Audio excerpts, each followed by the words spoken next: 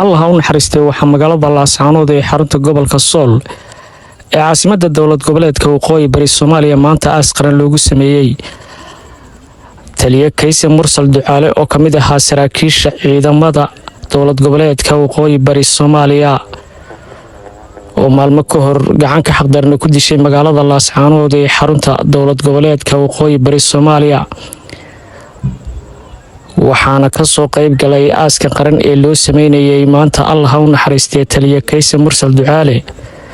madaxweyne ku-xigeenka dowlad goboleedka Waqooyi Bari Soomaaliya waxaana ugu horeyntii halka ka hadlay madaxweyne ku-xigeenka dowlad goboleedka Waqooyi Bari Soomaaliya asagoona u tacsiyeeyay dhammaanba eheladii iyo qaraabadii uu ka geeriyooday iyo dowlad goboleedka Waqooyi Bari Soomaaliya.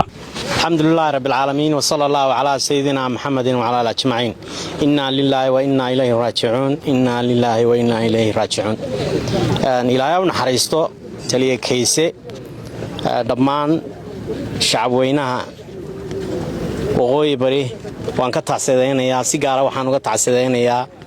عيدا مضى قلب كسيدة وقوي بري وكتر سنة جارهان عيدا كدراويشت sidoo kale waxaan u tacsadeynayaa dhammaan eheladii iyo qaraabadii iyo dadka ehelka ay ka tagay in Ilaahay iyagana samri iimaan ka siiyo. Ilaahay naxariisto taliye Kayse anu ma aqoon shakhsiyan laakiin sida saraakiishu ay sheegeen waxa sarkaal qiimo badan oo ku suntan difaaca wadanka iyo dalka. Ilaahay naxariisto walaalkeen inagana halkaas dhamaanteen leena wada geynayaa nin walba oo rantahay Ilaahay isagana waxaan uga baranaynaa inuu maalin jimcaha uu god galay in Ilaahay jannadiisa Firdaws al-Aala uu geeyo inagana dhamaanteen uu samriya ma naga siiyo inagana Ilaahay noo naxariisto markay maalinteena gaadho insha Allah binaay kariim tacsiin weeye dadkii iyo qoyskii iyo eheladiina waxaan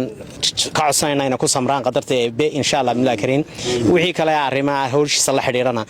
dawladda gacanta ku haysta insha Allah binaay kariim wassalaamu calaykum waraxmatullaahi wabarakaatuh. Maxamed Cali Bile warbaahinta qaranka Soomaaliya Laascaanood.